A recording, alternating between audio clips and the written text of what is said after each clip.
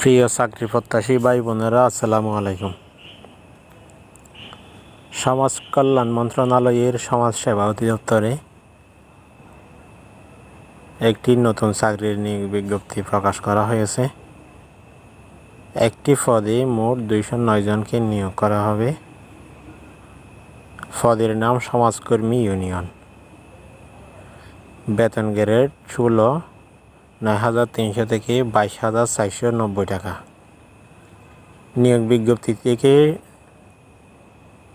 সব কিছু জানার জন্য ভিডিওটি শুরু থেকে শেষ পর্যন্ত দেখতে থাকুন।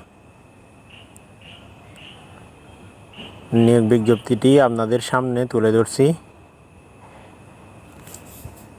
গণপ্রজাতন্ত্রী বাংলাদেশ সরকারের সমাজসেবা অধিদপ্তর, সমাজসেবা ভবন, প্রশাসন 2 শাখা, আগারগাঁও, শেরেবাংলা নগর, ঢাকা 1207। সমাজ কল্যাণ মন্ত্রণালয়াধীন সমাজসেবা অধিদপ্তরের নিম্নোক্ত শূন্য পদে সরাসরি নিয়োগের মাধ্যমে পূরণের জন্য বাংলাদেশের স্থায়ী নাগরিকগণের নিকট থেকে টেলিটক বাংলাদেশের মাধ্যমে অনলাইনে দরখাস্ত আহ্বান করা যাচ্ছে। পদের নাম সমাজকর্মী ইউনিয়ন। খাত স্থায়ী রাজস্ব। পদের সংখ্যা 209টি। শিক্ষাগত যোগ্যতা কোনো স্বীকৃত বোর্ড হইতে অন্য দ্বিতীয় বিভাগে উচ্চ মাধ্যমিক সার্টিফিকেট বা সমমানের পরীক্ষায় উত্তীর্ণ। খ. বিভাগীয় প্রার্থীদের ক্ষেত্রে বয়সসীমা 35 বছর পর্যন্ত শিথিলযোগ্য। ঢাকা বিভাগের জন্য 35 বছর পর্যন্ত বয়সসীমা শিথিলযোগ্য রাখা হয়েছে।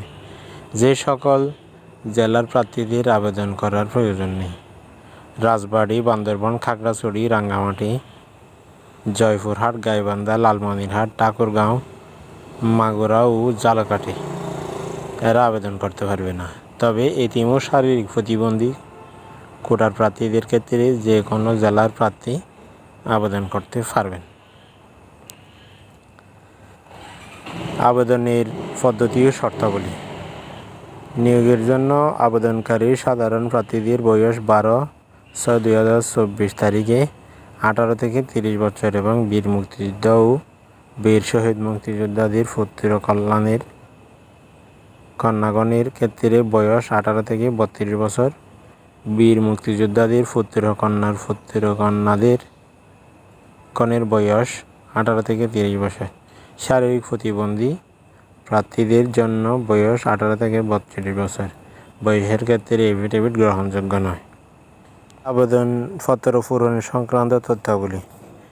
পরীক্ষায় অংশগ্রহণের ইচ্ছুক এই ওয়েবসাইটে একটা টেলিটকের ওয়েবসাইট দেওয়া হয়েছে। এই ওয়েবসাইটে আবেদনপত্র পূরণ করতে পারবেন।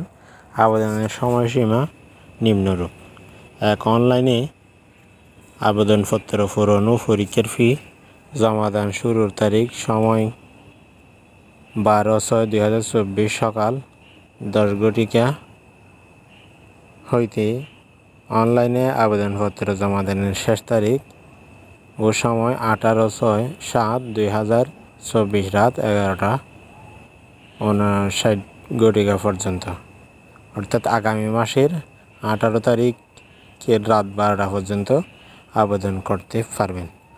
উক্ত সময়সীমার মধ্যে ইউজার আইডি প্রাপ্ত প্রার্থীগণ পরবর্তী 72 ঘন্টার মধ্যে SMS-এ পরীক্ষার ফি জমা দিতে পারবেন।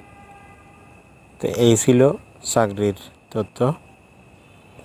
এটা সুন্দরভাবে আপনারা দেখে বুঝে শুনে আবেদন করতে পারবেন।